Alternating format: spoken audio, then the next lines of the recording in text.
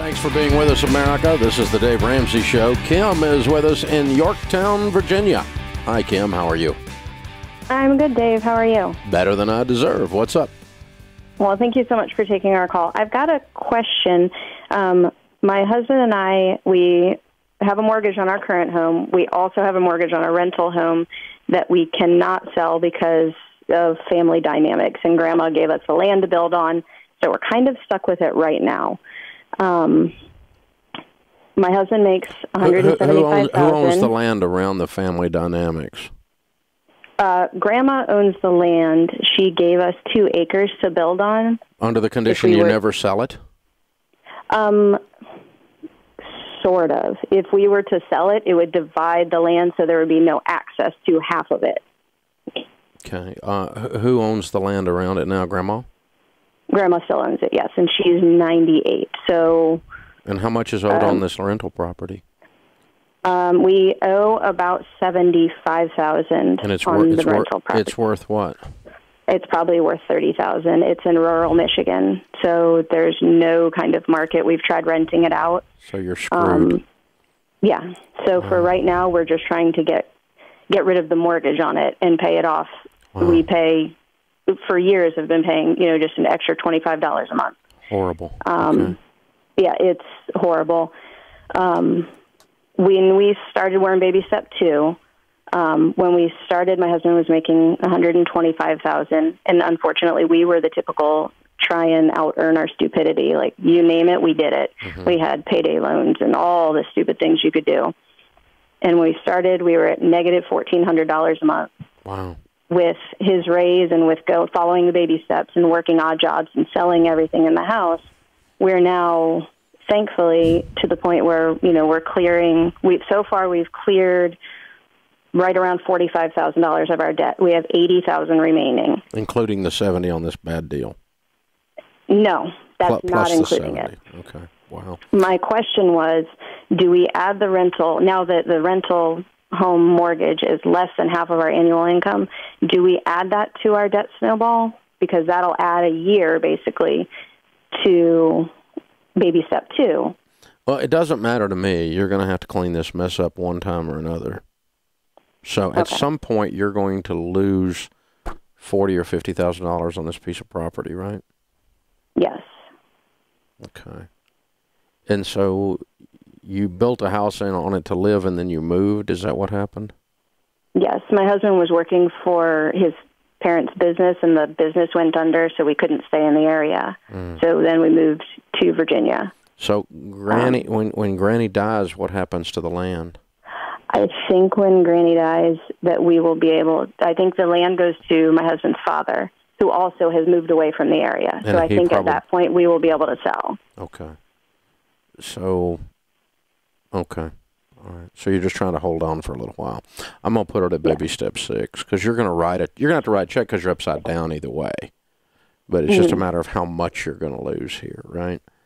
Exactly. So and we hopefully your father-in-law will sell the land and you can package this with it, and the buyer will want it all. Is what I'm saying.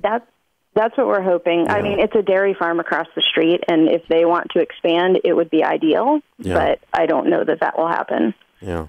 Well, if they don't, someone else is going to own a farm in their area, because father-in-law is probably not going to keep it. He's already lost a business.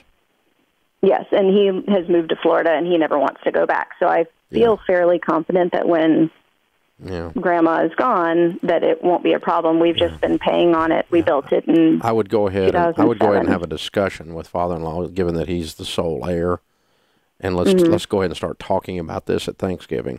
Not like I'm planning Granny's death or anything, but just we got to have a game plan. But put it at baby step 6 because you're just going to delay this as long as you can, and then when you get around to paying it off, hopefully all you'll have to pay off is the deficit. You won't have to pay off the whole thing. Okay. Yeah, and let's just push it out to baby step 6. Okay, I appreciate that. Can I ask you one more brief question? Sure.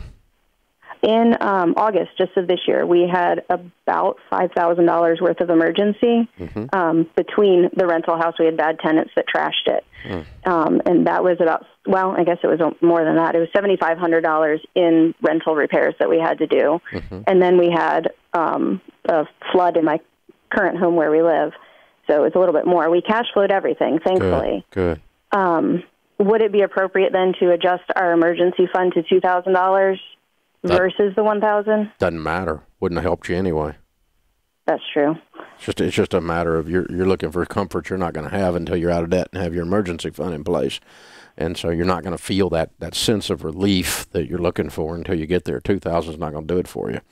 I mean, if it gives you comfort, it's a false comfort. It shouldn't have, because mathematically you've already had 12.5 that you cash flowed, and you know you can do that. So I don't think it matters. I'm going to keep it at 1,000 and keep pushing that through.